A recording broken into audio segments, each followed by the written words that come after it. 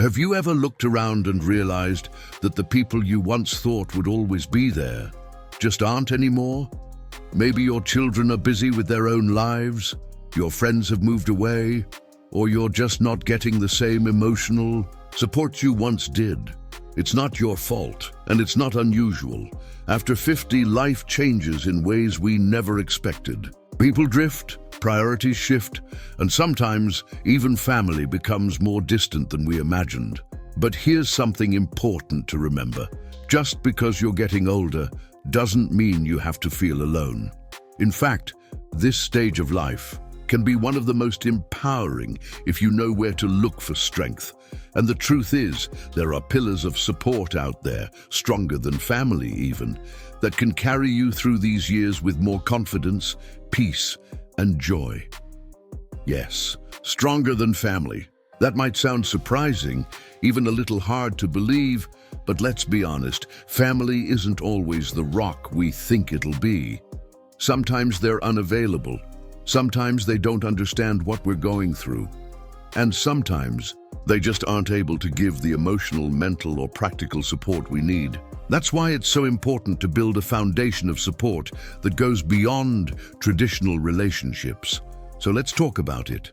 We're going to explore 7 essential pillars of support that can make your life richer, stronger, and more fulfilling, no matter what your family situation looks like right now. These are the kind of supports that don't fade, that don't forget to call, and that never stop showing up for you when you need them most. Let's begin with the first one. It's something many people overlook because it seems so basic, so obvious, but it's actually one of the most powerful forces in your life, your daily routine. You might be thinking, how can a routine be stronger than family? But let me explain. A strong daily routine gives you a sense of control, purpose, and rhythm. When the rest of the world feels chaotic or uncertain, your routine is your anchor. It's what gets you up in the morning, what gives your day shape, and what reminds you that you are still in charge of your time and your choices. When you start your day with a purpose, even something simple like a morning walk, a cup of tea, with quiet music or 5 minutes of stretching, you're not just passing time. You're telling yourself, I matter. My life still has structure and direction. That's a form of emotional and psychological support that no one else can give you. It's entirely yours. And best of all, it's available to you every single day. I've known people in their 70s and 80s who thrive simply because they have strong morning rituals. They wake up early, they read something inspiring, they move their bodies, and they do it with intention. That predictability becomes a kind of inner strength, like a quiet voice saying, "You're doing okay. Keep going." And let's face it, when family or friends aren't there, a steady routine can be your most loyal companion. Now let's talk about the second pillar. This one might surprise you. Your environment. Yes, the space around you, where you live. What you see every day, the condition of your home, your bedroom, even your kitchen table. Most people don't realize just how much their surroundings affect their mental and emotional well-being, especially as they age. Think about it. If you're waking up in a room that feels cluttered, dark, or lifeless, it sends a message to your brain. This is where life has come to. This is it. But if your space is clean, bright, and arranged in a way that feels peaceful or even a little joyful, it tells a completely different story. It says, "This is my sanctuary. This is where I live and breathe and create the kind of day I want." Your environment doesn't have to be perfect. It doesn't have to be fancy, but it should reflect who you are and what makes you feel grounded. So let's talk about that next kind of support. The kind that doesn't necessarily share your last name, but sometimes knows your heart even better.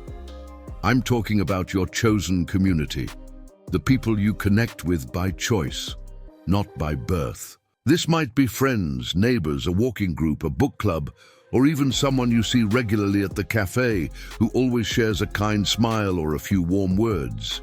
You see, after 50, your definition of family starts to shift. Not everyone has their kids living nearby. Not everyone has a spouse or siblings to lean on. And even when you do, that doesn't guarantee understanding or emotional closeness. But your chosen community, those few trusted people you choose to share your time and your heart with, can become an incredible lifeline, and it doesn't have to be a large group. Sometimes, even one or two genuine connections can make all the difference. You don't need quantity, you need quality. Someone who listens without judgment, someone who encourages you, someone who remembers your birthday or brings you soup when you're feeling under the weather. Here's something I want to say clearly. It's never too late to build this kind of community. I know it can feel intimidating, especially if you've been alone for a while. But it starts with small, simple acts. A friendly hello, an invitation for tea, a shared laugh at the post office. Real connection takes time, but it grows stronger every time you water it with honesty, kindness, and just showing up. Sometimes we get stuck in the belief that making new friends is a young person's game. But the truth is, people over 60 are often more open, more compassionate, and more grounded than they were in their younger years. They've seen life, they know pain, and they're looking for the same kind of connection you are: real, respectful, meaningful. Which brings us to another pillar that often gets overlooked but can be just as important as human connection: faith, or spiritual grounding. Now, I'm not talking about religion necessarily, though for many people, their religion is a deep source of comfort and strength. What I mean here is a deeper connection to something greater than yourself. It could be a belief in God, in the universe, in nature, or simply in the idea that life has meaning and purpose beyond what we can see. Having a spiritual anchor gives you a place to turn when life feels uncertain. It reminds you that you're part of something bigger, that your story matters, that you're never truly alone, even in moments of solitude. It gives you peace in the chaos and hope when the future feels unclear. I've spoken to many seniors who've said that their faith carried them through the hardest times of their lives: loss, illness, grief, loneliness. And it doesn't have to be practiced in a church or temple or mosque. Sometimes your spiritual support is found in quiet prayer, a walk in the woods, journaling, or even just sitting with a sunrise and breathing in the silence. And if you don't know what you believe right now, that's okay too. Exploring your spiritual side after 50 can be one of the most healing and enlightening journeys you ever take. It's not about having all the answers. It's about asking the questions that really matter. What do I believe in? What gives me strength when everything else feels shaky? What helps me keep going when things get tough? Spiritual strength, much like your chosen community or your daily routine, isn't loud or flashy, but it's steady. It's grounding. It gives you something to hold on to when the people around you can't always be there. And the beautiful thing is, it's yours, completely and fully. No one can take it away. Now let's shift gears to something a little more practical, but just as powerful: access to good, supportive healthcare. This is something that becomes more and more critical as we get older, but sadly, it's something too many people overlook or delay dealing with until something goes wrong. Let's talk about that final pillar, the one that carries you through the darkest days and helps you celebrate the brightest ones, the one that stays with you from the moment you wake up until your head hits the pillow at night. It's not a person, it's not a place, it's self-respect. Now, I know that word gets thrown around a lot, but stay with me here. After 50, self-respect isn't just about dignity or holding your head high. It's about how you treat yourself, talk to yourself, and stand up for yourself every single day. Because if you don't see your own worth, if you don't honor the journey you've lived, no one else can do that for you. You've come a long way. You've overcome heartbreak, loss, disappointment, and fear. You've made sacrifices, raised others, worked hard, and kept going, even when it felt like the world was on your shoulders. That deserves recognition, not JST from others, but from yourself. Self-respect means you don't let others speak to you in a way that diminishes your value. It means you stop apologizing for simply existing, for aging, for needing support. It means you give yourself the same compassion and patience that you've offered to everyone else in your life for decades. And let me tell you something powerful. When you truly respect yourself, you begin to attract better relationships, make stronger decisions, and set healthier boundaries. You stop settling for crumbs, whether that's from family, friends, or society. You start expecting more, not out of pride, but because you finally see your life as something precious, something worth protecting. I've seen it time and time again. Seniors who once felt invisible, suddenly glowing with confidence when they started dressing for themselves again, taking care of their bodies again, speaking their truth again. Not because someone gave them permission, but because they finally gave it to themselves. And yes, self-respect is a practice. Some days you'll feel strong and proud. Other days you'll doubt your worth or feel tempted to shrink back into the shadows. But the point is to keep choosing it, even when it's hard, even when no one else is watching, especially then. So, let's bring all of this together. We've walked through the 7 essential pillars that can carry you through this powerful stage of life.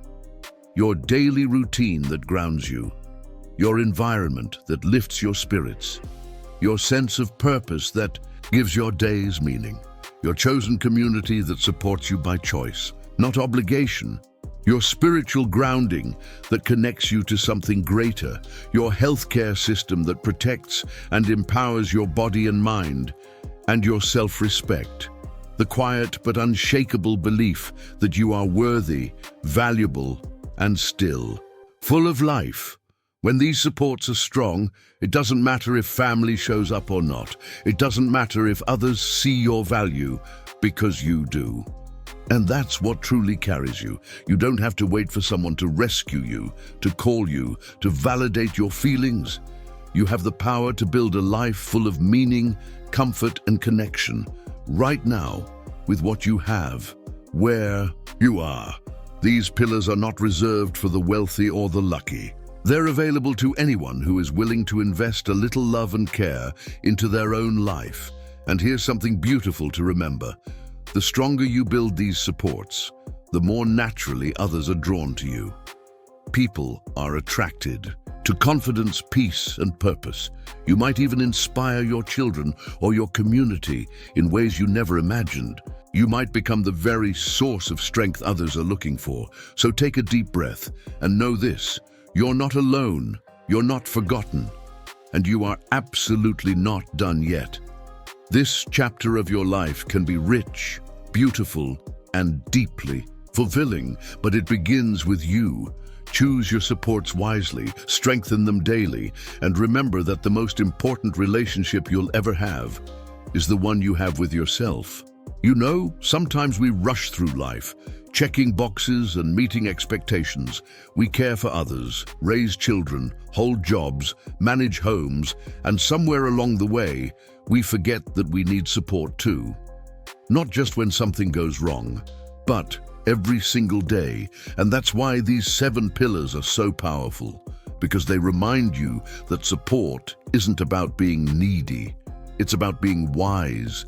It's about recognizing that your life has value, and that value deserves to be honored. With structure, strength, and love. You see, life after 50 isn't about fading away. It's not about becoming invisible or sitting on the sidelines. It's a second chance, a time when you get to decide, maybe for the first time ever, what really matters to you. Some people discover a new passion at 60. Others start a business at 70. Some find peace they never had in their 30s. Why? Because with age comes clarity. You've seen what works and what doesn't. You've learned who's real and who's not. And most of all, you've learned that life is short and too precious to waste on things that no longer serve you. So what are you holding on to that needs to go? Is it the belief that you're too old to start over? The guilt from putting yourself first? The fear that no one cares? Let me tell you something gently, from one human heart to another. You are allowed to outgrow your past. You are allowed to protect your peace. You're allowed to build a life that feels good to you, even if your adult children don't call often, even if your siblings don't understand you, even if the world seems to look past you. You matter. And that's why creating these supports is an act of self-love. You're not waiting around for someone to rescue you anymore. You're stepping into your strength. You're saying, I choose to live well. I choose to be supported. I choose to thrive. It's not selfish, it's smart, it's brave, and it's beautiful. There's one more truth I want to leave you with. The older we get, the more we realize that the most meaningful things in life are often the quietest. Peace of mind, a good night's sleep, a walk in the sun, laughter over tea, a hug from someone who truly sees you. If you have even one of these, today you're already rich in ways the world can't measure, and if you don't, now is the time to start creating them. Reach out to someone you trust. Start that journal. Declutter your space. Visit your doctor. Find a spiritual practice that speaks to your soul. Speak kindly to yourself. These are not big, flashy steps, but they're powerful, they're healing, and they will slowly change everything, because real strength in old age doesn't come from pushing through pain or pretending you're fine. It comes from knowing yourself, honoring your needs, and building a life that supports you from the inside out. So whether you're 58 or 88, please remember this. It's never too late to start fresh. It's never too late to feel better. It's never too late to become the happiest, strongest version of yourself. And if no one's told you this recently, you're doing better than you think. Truly, you're growing, you're trying, and that is enough. Now, I'd love to hear your voice in the comments. What support has made the biggest difference in your life after 50?